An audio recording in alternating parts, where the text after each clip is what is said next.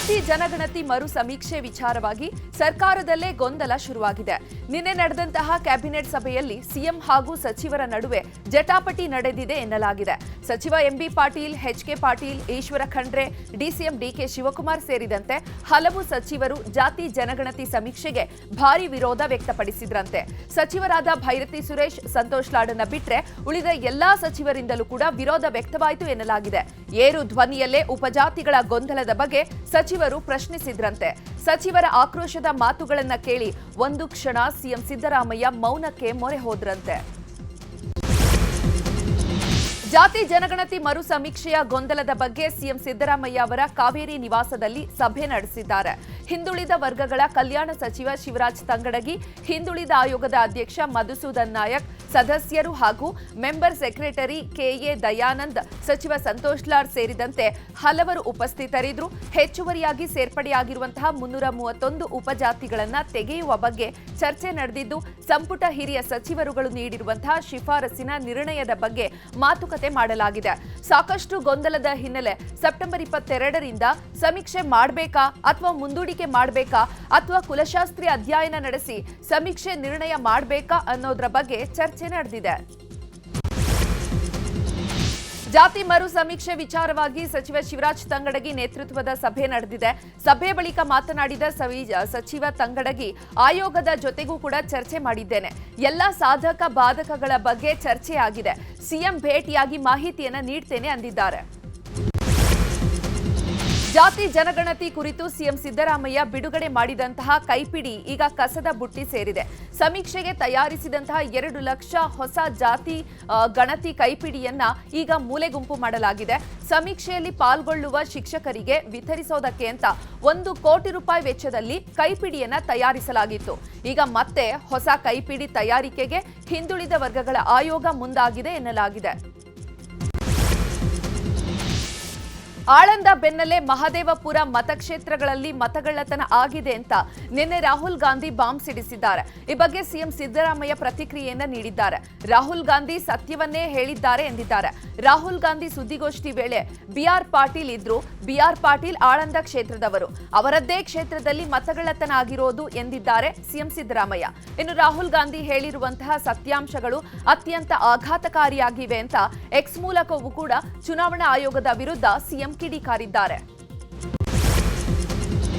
ಮತಗಳ್ಳತನದ ಬಗ್ಗೆ ಆರೋಪ ಮಾಡಿದ ಕಾಂಗ್ರೆಸ್ ನಾಯಕ ರಾಹುಲ್ ಗಾಂಧಿಗೆ ಕೇಂದ್ರ ಸಚಿವ ಪ್ರಹ್ಲಾದ್ ಜೋಶಿ ಎಕ್ಸ್ನಲ್ಲಿ ಪೋಸ್ಟ್ ಮಾಡಿ ಕೌಂಟರ್ ಕೊಟ್ಟಿದ್ದಾರೆ.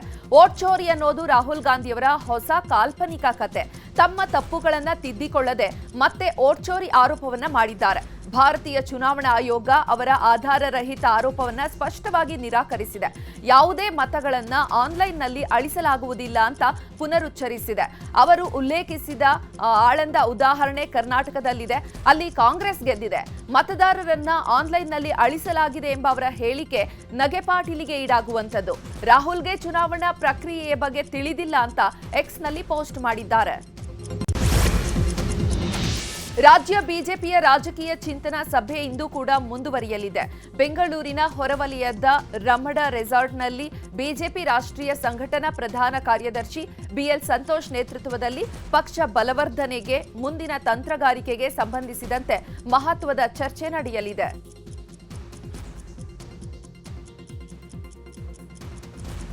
ಇನ್ನು ಕಾಂಗ್ರೆಸ್ ಬಡಿದಾಟ ಬಂಡವಾಳ ಆಗಲಿ, ನಿಮ್ಮ ಆಂತರಿಕ ಸಂಘರ್ಷ ಜನರಿಗೆ ಬಂಡವಾಳ ಆಗದಿರಲಿ ಅಂತ ರಾಜ್ಯ ಬಿಜೆಪಿಗೆ ಧರ್ಮೇಂದ್ರ ಪ್ರಧಾನ್ ತಾಕೀತು ಮಾಡಿದ್ದಾರೆ.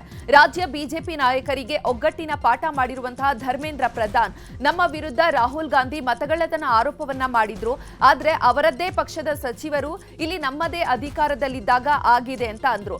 ಅದನ್ನ ಇಟ್ಕೊಂಡೇ ಕಾಂಗ್ರೆಸ್ನವರಿಗೆ ತಕ್ಕ ಪ್ರತ್ಯುತ್ತರ ಕೊಡಬಹುದಾಗಿತ್ತು. ಇನ್ನು ಅನ್ಯ ರಾಜ್ಯಗಳಲ್ಲಿ ಕಾಂಗ್ರೆಸ್ ಆಡಳಿತವನ್ನ ನೋಡಿದ್ದೇವೆ.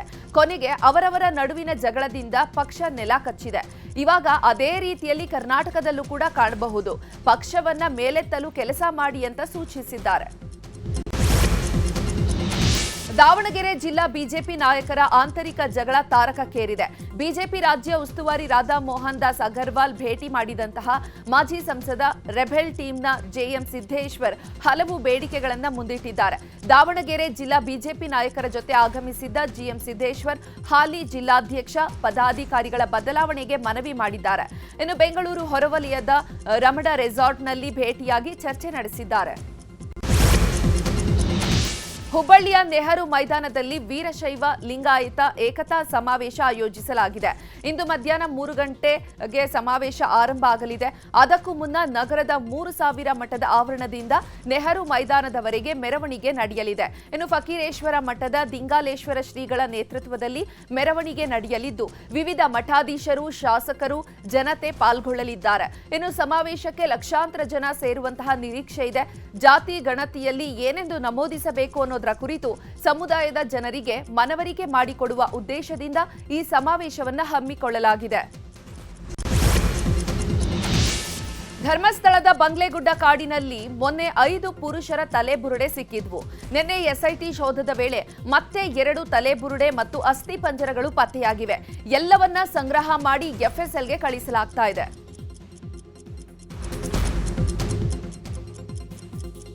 ಮತ್ತೊಂದೆಡೆ ನೂರಾರು ಶವ ಹೂತಿಟ್ಟ ಆರೋಪದ ಬಗ್ಗೆ mask man Chinnaiah 183 statement 183 statement ದಿನಾಂಕ ಮುಂದೂಡಿಕೆ ಆಗಿದೆ.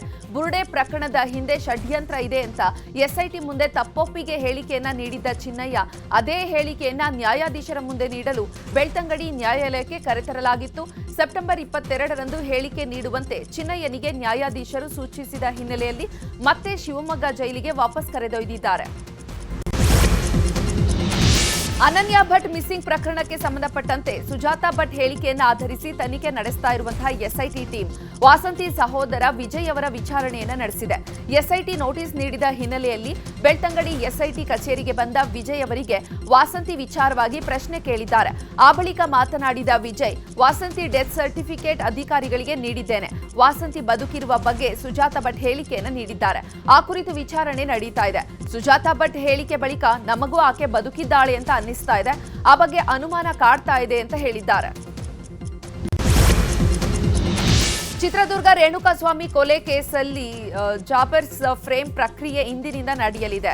ಇನ್ನು ಕೋರ್ಟ್ನಲ್ಲಿ ಚಾರ್ಜ್ ಫ್ರೇಮ್ ಹಿನ್ನೆಲೆಯಲ್ಲಿ ಡಿ ಗ್ಯಾಂಗ್ನ 17 ಜನ ಆರೋಪಿಗಳು ಕೋರ್ಟ್ಗೆ ಹಾಜರುಪಡಿಸಲಾಗಿತ್ತು. ವಿಡಿಯೋ ಕಾನ್ಫರೆನ್ಸ್ ಮೂಲಕ ದರ್ಶನ್ ಪವಿತ್ರಗೌಡ ಕೂಡ ಹಾಜರಾಗಲಿದ್ದಾರೆ.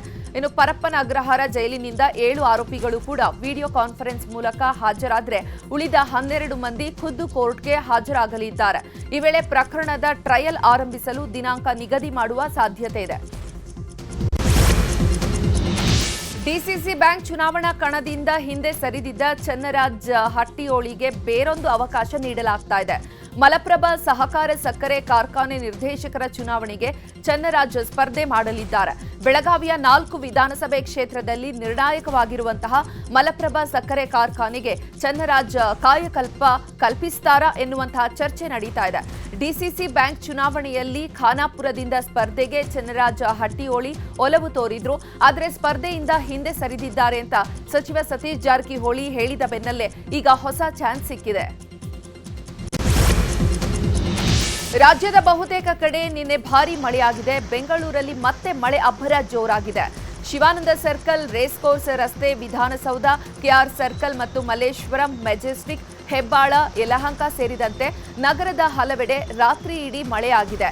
ಇನ್ನು ಸಚಿವ ಜಮೀರ್ ಅಹಮದ್ ಖಾನ್ ನಿವಾಸದ ಮುಂದೆಯೂ ಕೂಡ ಜಲಾವೃತವಾಗಿತ್ತು. ಬೆಂಗಳೂರು ನಗರ, ಬೆಂಗಳೂರು ಗ್ರಾಮಾಂತರ, ಬಾಗಲಕೋಟೆ, ಬಳ್ಳಾರಿ, ವಿಜಯಪುರ ಜಿಲ್ಲೆಗೆ ಆರೆಂಜ್ ಅಲರ್ಟ್ ಘೋಷಿಸಲಾಗಿದೆ. ಬೆಂಗಳೂರಿನಲ್ಲಿ ಇನ್ನೂ 1 ವಾರ ಹೀಗೆ ಮಳೆ ಬರಲಿದೆ ಎನ್ನಲಾಗಿದೆ. ಕೊಪ್ಪಳದಲ್ಲಿ ಭಾರೀ ಮಳೆಯಾಗಿ ವಿದ್ಯಾರ್ಥಿಗಳು ಪರದಾಡಿದ್ದಾರೆ.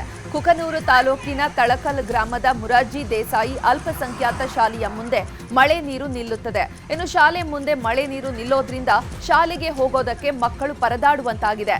ಸಿಎಂ ಆರ್ಥಿಕ ಸಲಹೆಗಾರ ಬಸವರಾಜ ರಾಯರೆಡ್ಡಿ ಸ್ವಗ್ರಾಮ ತಳಕಲ್ನಲ್ಲೇ ಇಂತಹ ಪರಿಸ್ಥಿತಿ ಇದೆ. ಯಾದಗಿರಿ ಜಿಲ್ಲೆಯಾದ್ಯಂತ ವರುಣನ ರೌದ್ರ ಅವತಾರ ಮುಂದುವರೆದಿದೆ.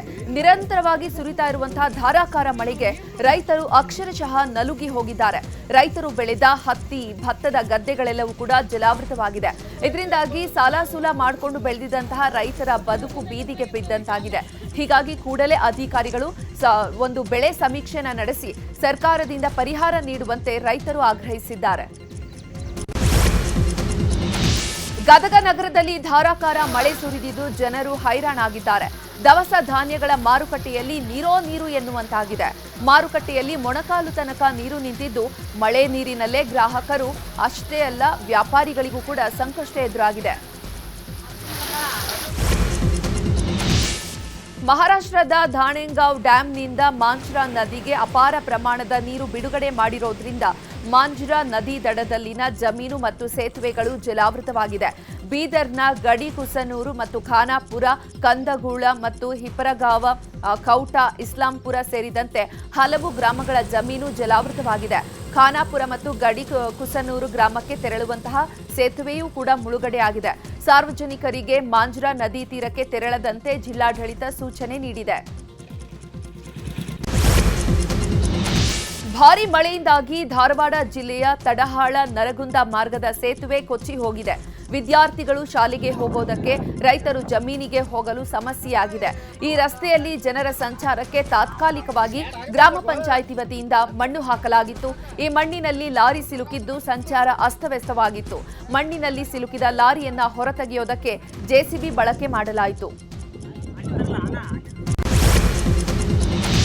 ನಿನ್ನೆ ಸಂಜೆ ಗದಗದಿಂದ ಲಕ್ಷ್ಮೇಶ್ವರಕ್ಕೆ ಹೊರಟಿದ್ದ ಪ್ರಯಾಣಿಕರು ಬಸ್ ಇಲ್ಲದೆ ಪರದಾಡಿದ್ದಾರೆ.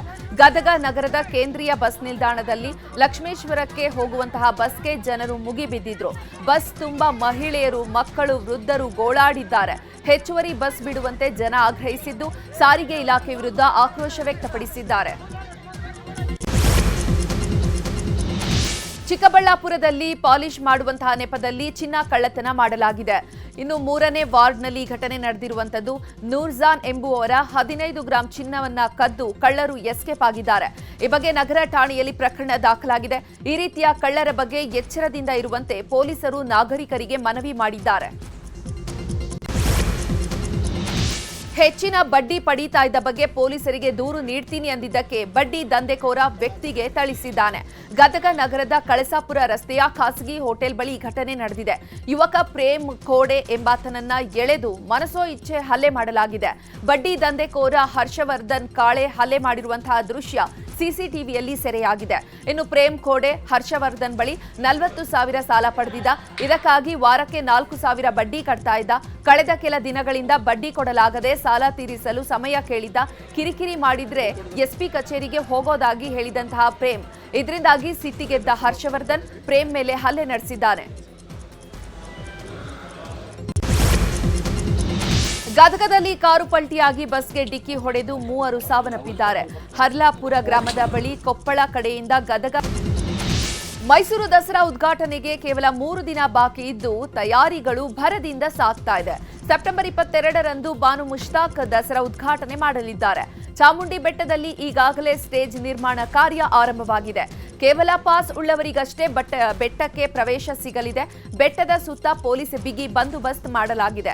ಉದ್ಘಾಟನೆಯಲ್ಲಿ ಸಿಎಂ ಸಿದ್ದರಾಮಯ್ಯ, ಜಿಲ್ಲಾ ಉಸ್ತುವಾರಿ ಸಚಿವ ಎಚ್.ಸಿ. ಮಹದೇವಪ್ಪ, ಕೆ. ವೆಂಕಟೇಶ್, ಜಿಟಿ ದೇವೇಗೌಡ ಭಾಗಿಯಾಗಲಿದ್ದಾರೆ. ಈ ನಡುವೆ ಬಾನು ಮುಷ್ತಾಕ್ ಆಯ್ಕೆ ವಿಚಾರದಲ್ಲಿ ಹೈಕೋರ್ಟ್ ಆದೇಶ ಪ್ರಶ್ನಿಸಿ ಸುಪ್ರೀಂ ಕೋರ್ಟ್ಗೆ ಅರ್ಜಿ ಸಲ್ಲಿಕೆ ಮಾಡಲಾಗಿದೆ. ಇಂದು ವಿಚಾರಣೆ ನಡೆಯಲಿದೆ. ನ್ಯೂಯಾರ್ಕ್ ಓಪನ್ ವಾಟರ್ ಆಯೋಜಿಸಿದ್ದ ಮ್ಯಾನ್ಹ್ಯಾಟನ್ 20 ಬ್ರಿಡ್ಜಸ್ ಸ್ವಿಮ್ ಪೂರ್ಣಗೊಳಿಸುವ ಮೂಲಕ ಕನ್ನಡಿಗ ಶ್ರೇಯಸ್ ಹೊಸೂರ್ ಹೊಸ ಸಾಧನೆಯನ್ನ ಮಾಡಿದ್ದಾರೆ. ಈ ಸಾಧನೆ ಮಾಡಿದ 12ನೇ ಭಾರತೀಯ ಹಾಗೂ ಮೊದಲ ಸಿವಿಲ್ ಸರ್ವೆಂಟ್ ಎನ್ನುವಂತಹ ಹೆಗ್ಗಳಿಕೆಗೆ ಪಾತ್ರರಾಗಿದ್ದಾರೆ. ಮ್ಯಾನ್ಹ್ಯಾಟನ್ ದ್ವೀಪದ ಸುತ್ತಲೂ ಕೂಡ ಸುಮಾರು 48.5 ಕಿಲೋಮೀಟರ್ ದೂರವನ್ನ 9 ಗಂಟೆ 12 ನಿಮಿಷಗಳಲ್ಲಿ ಈಜುವ ಮೂಲಕ ಸಾಧನೆ ಮಾಡಿದ್ದಾರೆ. ಇನ್ನು ಸ್ಪರ್ಧೆಯ ವೇಳೆ ಅನೇಕ ಕಠಿಣ ಸವಾಲುಗಳನ್ನು ಎದುರಿಸಿ ಈ ಸಾಧನೆ ಮಾಡಿದ್ದಾರೆ. ಬೆಂಗಳೂರಿನ ಜಯನಗರದ ವಿದುಷಿ ಅದಿತಿ ಬಿ ಪ್ರಹ್ಲಾದ್ ಅವರಿಗೆ ಭಾರತ ರತ್ನ ಎಂಎಸ್ ಸುಬ್ಬಲಕ್ಷ್ಮಿ ಫೆಲೋಶಿಪ್ ನೀಡಿ ಗೌರವಿಸಲಾಗಿದೆ. ಸಂಗೀತ ಕ್ಷೇತ್ರದಲ್ಲಿ ಅಪಾರ ಸಾಧನೆ ಮಾಡಿದ ಕಾರಣಕ್ಕೆ ಮುಂಬೈನ ಷಣ್ಮುಗಾನಂದ ಹಾಲ್ನಲ್ಲಿ ನಡೆದಂತಹ ವಿಶೇಷ ಕಾರ್ಯಕ್ರಮದಲ್ಲಿ 3 ಲಕ್ಷ ಫೆಲೋಶಿಪ್ ನೀಡಿ ಗೌರವಿಸಲಾಯಿತು. ಇನ್ನು ಅದಿತಿ ಪೋಷಕರಾದಂತಹ ಪ್ರಹ್ಲಾದ್ ಬಾಬು ಮತ್ತು ಅನು ದಂಪತಿ ಮಗಳನ್ನ ಸಂಗೀತ ಕ್ಷೇತ್ರದಲ್ಲಿ ಇನ್ನಷ್ಟು ಎತ್ತರಕ್ಕೆ ಬೆಳೆಸಲು ಪಣ ತೊಟ್ಟಿದ್ದಾರೆ.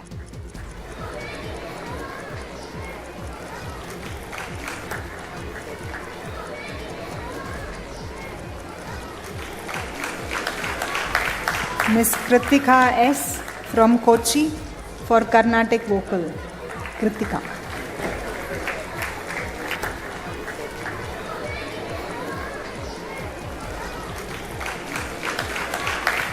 Miss Kritika S. from Kochi for Carnatic Vocal. Kritika.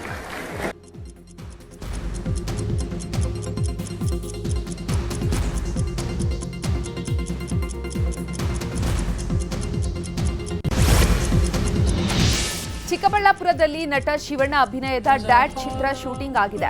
ನಟ ಶಿವಣ್ಣ ಸದ್ದಿಲ್ಲದೆ ನಂದಿಬೆಟ್ಟ ಹಾಗೂ ಚಿಕ್ಕಬಳ್ಳಾಪುರ ಚರ್ಚ್ನಲ್ಲಿ ಶೂಟಿಂಗ್ನಲ್ಲಿ ಭಾಗಿಯಾಗಿದ್ರು. ಶೂಟಿಂಗ್ ಮುಗಿದ ಬಳಿಕ ಶಿವರಾಜ್ ಕುಮಾರ್ ದಂಪತಿ ತಮ್ಮ ಅಪ್ಪಟ ಅಭಿಮಾನಿ ಮಹೇಶ್ ಮನೆಗೆ ಭೇಟಿ ನೀಡಿ ಆತಿಥ್ಯ ಸ್ವೀಕರಿಸಿದ್ದಾರೆ.